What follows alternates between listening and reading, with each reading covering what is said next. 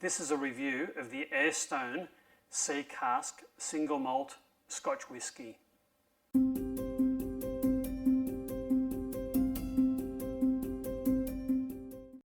Hey, it's Maximo. Welcome to Tipples and Treats. Today I'll be reviewing the Aerstone Sea Cask single malt Scotch Whisky. It comes in this fairly plain looking white bottle with seascapes on the front. So Aerstone Sea Cask is called that because the warehouses of the distillery are located right on the seafront, and the cellars are exposed to the salty sea air.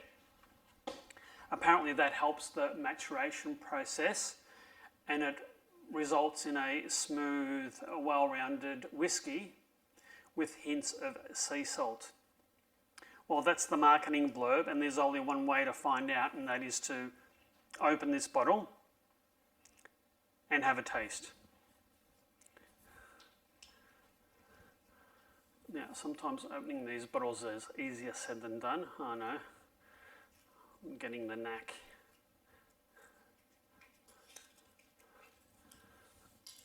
Okay, so it's a fairly plain looking bottle. It's produced by William Grant and Sons, a very famous whisky producer. Fairly plain bottle. It's a 700ml bottle. It is 40% alcohol, and it was $59 Australian on special. It's probably about $20 off. So for a single malt whisky to be under 60 Australian dollars is quite reasonable and good value. Oh, nice, satisfying little pop of the cork. I shall pour myself some. Very nice, satisfying glug from that bottle. So I don't know much about the distillery. I'll do a bit of research. I'll put a map on the screen as to which part of Scotland this is from. Obviously it's located by the sea, but Scotland's got a fairly long coastline, so I'll work out where that is and put it on the map, put a map on the display. All right. In terms of colour, it's sort of quite a light honey colour. Looks quite intriguing. I'm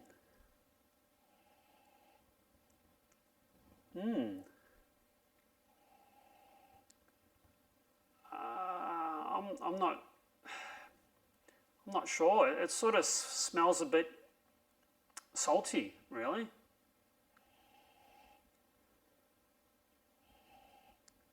A little bit of sea salt, a little bit of smokiness, perhaps. It's quite complex and delicate at the same time. It's a nose of a single malt that I haven't sort of experienced before. This is quite unusual. It's hard to put into words smells that you haven't perhaps experienced before. The tasting notes say it's light and floral with a subtle nutty character. I'm not sure. Delicate oak, malted biscuits. I haven't eaten biscuits or proper biscuits for 20 years because I've got a number of allergies. That's my problem, not yours. With a creamy vanilla background. I'm not sure I'm getting any of those. I'm not getting the nuts. I don't think I'm getting the oak. I'm just getting a whiff of sort of peatiness and maybe sort of a musty, salty nose. Intriguing. I'm going to give this a go.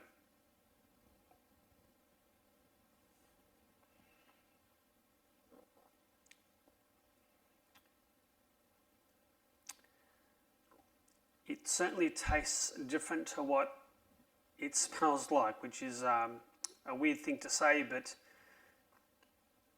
it's actually quite nice. It sometimes the nose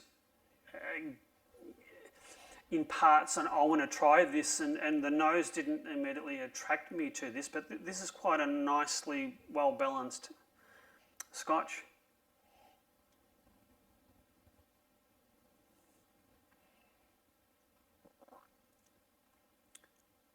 It's actually smooth and creamy on the front of the palate, and it sort of builds with spice to the mid and rear of the palate, and sort of engulfs it in a really nice warming spicy glow.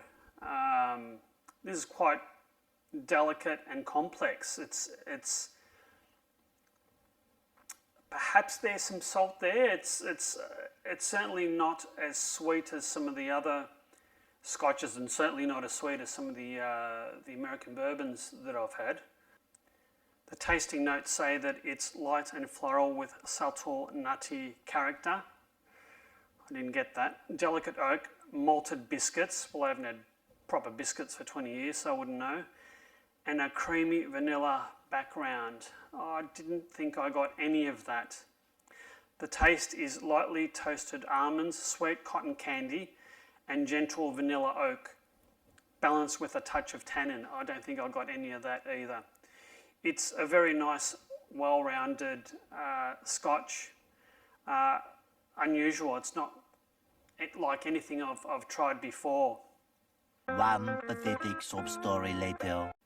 Now, at that point, the battery on my camera died. So I've already put some ice in here, but I'm going to put a little bit more ice in because my ice has melted, and see what it does to change the taste and nose of this whiskey.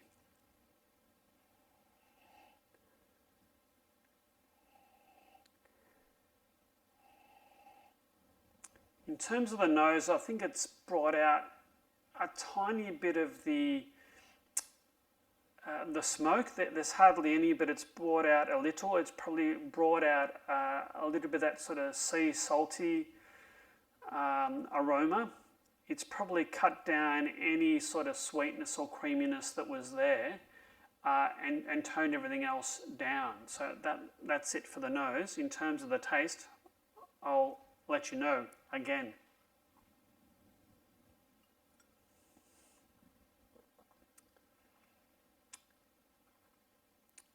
It's certainly mellowed the whole thing out. The front of the palate is quite smooth and mellow. I can taste the vanilla. The finish is quite mellow. It's still there with a little bit of spice, but it's reduced the spice a fair bit, and it's sort of quite a nice warming, well-rounded finish. It's quite a nice whiskey. The nose doesn't give, I think, justice to the taste. I think it tastes better than it smells, to put it crudely.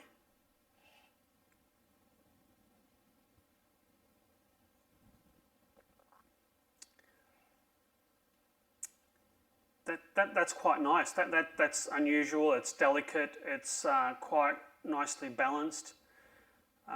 It's got quite a nice finish and aftertaste for what is around under $60 on special. This is a superb, good value for money whiskey. I'd have no hesitation about buying this one again. I'm not sure that I would have this as my everyday drinking Scotch whisky or single malt. It's certainly nice, but I don't know. I think because of the saltiness, I'd have to be in the mood. I think I would prefer this over some of the more heavily peated single malts that I have. But this is a welcome addition to the bar. I'm glad I tried this. It's so good trying different varieties of scotches and different drinks from around the world. They're all so different. It's basically the same process, but the ingredients and the location makes such a huge difference to the ultimate finished product and taste of it.